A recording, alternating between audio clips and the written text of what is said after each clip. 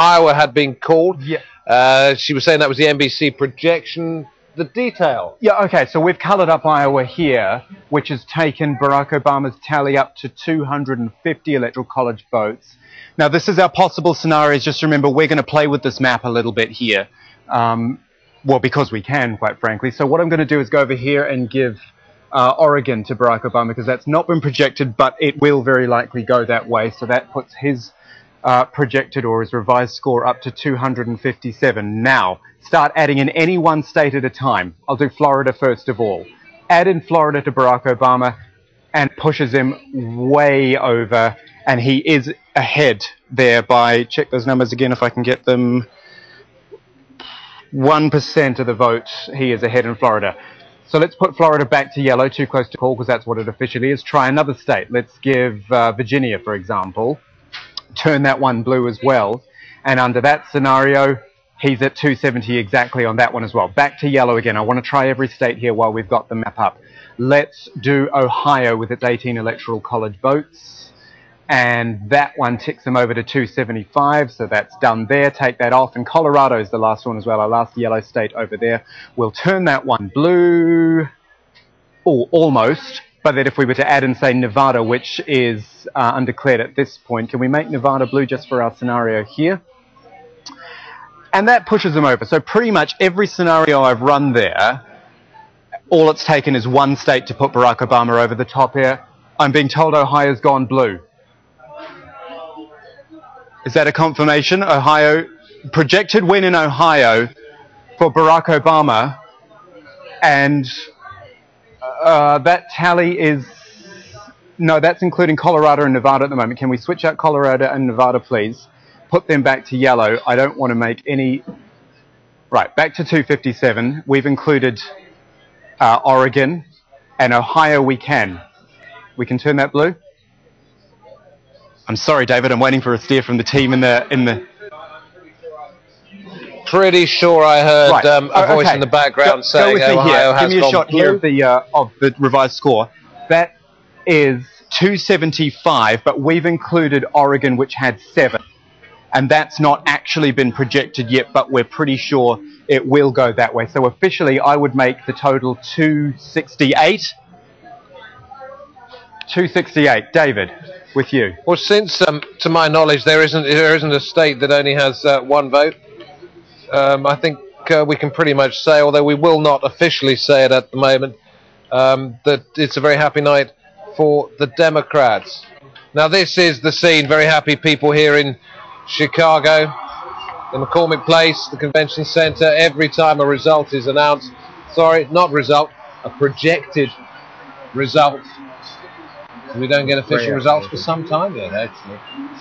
What we learned from tonight is what everybody thinks is going to happen when it's all rubber stamps. Now, these are Obama supporters in Chicago, in his hometown, desperate to get a sight of the man they believe they and all the other volunteers have helped return to the White House for another 4 years.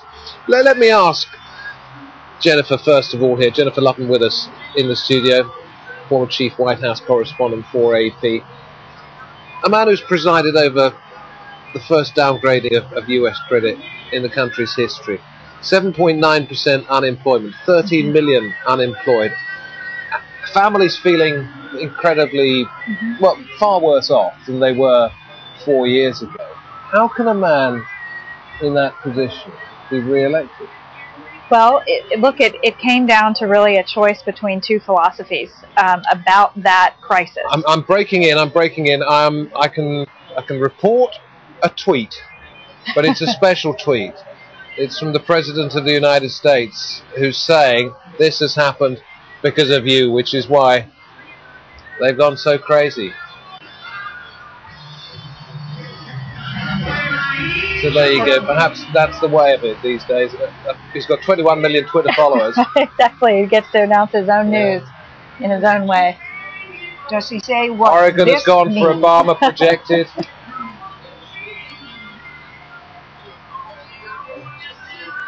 As we look at those scenes in Chicago, I can tell you that Barack Obama is projected to be the next president of the United States. The first-term senator of 2008, who became the first-term president, will now in all likelihood serve a second term.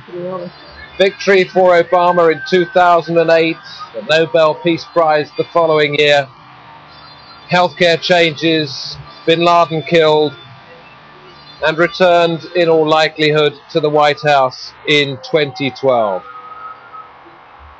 Barack Hussein Obama, still President Obama.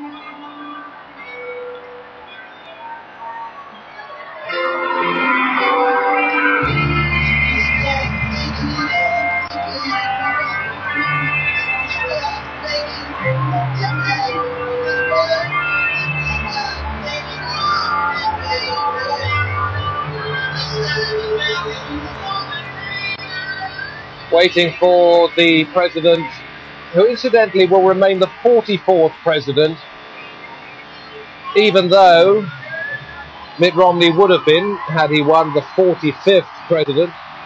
He will remain the 44th president because he already was the 44th president of the United States. Patty Culhane, there somewhere in the hall. Now, we are projecting a win for President Obama. We are confidently saying here on Al Jazeera he will be the next president of the United States, return for another 4 years. Has news of that sunk in yet with the people behind you, in front of you, to the side of you? Do they know? They do. They've been watching the monitors. They have Twitter. They know exactly what's happening. It has been incredibly loud. Now they're going to play that old Chicago song made famous by the Ferris Bueller movie. The music is getting a little bit louder. The crowd's on their feet. They're waving flags and signs. They are filling this hall. They do expect to hear from the president, actually a lot sooner than I think most people were expecting. Now that it looks like the president has won re-election, he just has to wait for that phone call from Governor Mitt Romney. Governor Mitt Romney will do the speech first, then we'll hear the president come out. As I mentioned, the Obama administration said that they had two speeches written, a victory speech and a concession speech, because they were looking at the same polling numbers as we are going into today. We heard the president cautiously optimistic, but no one in the campaign was saying that this was going to break exactly the way it has. If they came up with their dream scenario of exactly how election night would go, this is it. All of the states that they expected to win seem to be breaking their way. I don't think they expected a win quite like this. Of course, now they're going to be keeping a close eye on how the Senate and the House races shake up, because getting a second term is just the first step. Now he's going to try and figure out how to govern now that the election is over, and he'll still have a divided Congress. But right now, again, no one in this room is thinking about it.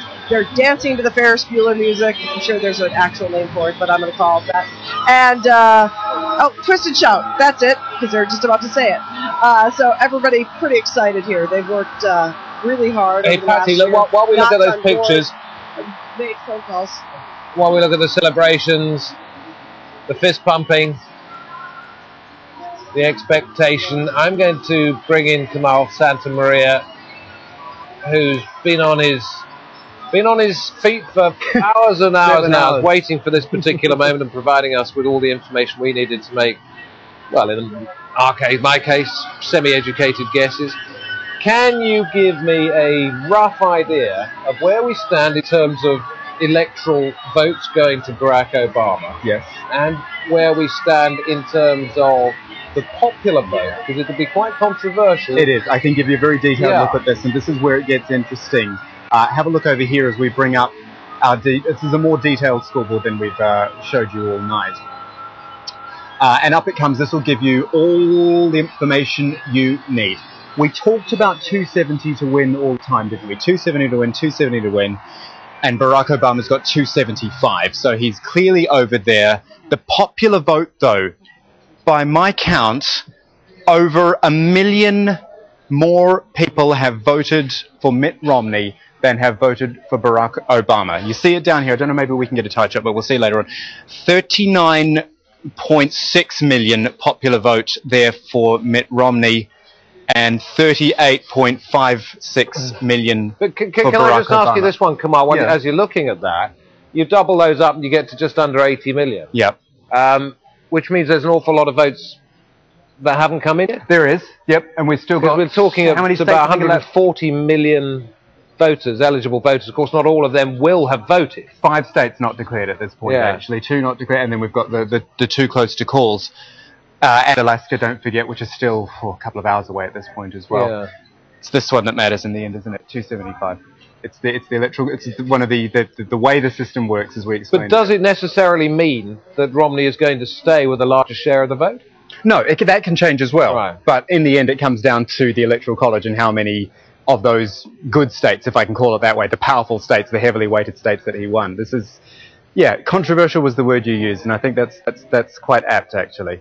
23 states as well each, I think it was. Yep, as the stars say, 23 each. So on the number of states, which is kind of irrelevant at the end, 23 each. This is how the Electoral College I works. must have missed something here. Have we had Virginia? No, not Virginia, not Florida. It's done it without Florida, Alaska. not Colorado. Nevada and Alaska and Colorado still to come as well. Wow. Okay. Quite something, isn't it? Kamal, thanks very much indeed. Going to ask you guys sitting here in just a moment what you think about the possibility of Romney losing by a considerable margin, it appears, in terms of the Electoral College votes, but actually possibly getting more in terms of the number of individual votes that he's got. As we look at this scene in Chicago, waiting for the President of the United States, still the President of the United States, we believe, to come, quite possibly after taking a call from Mitt Romney.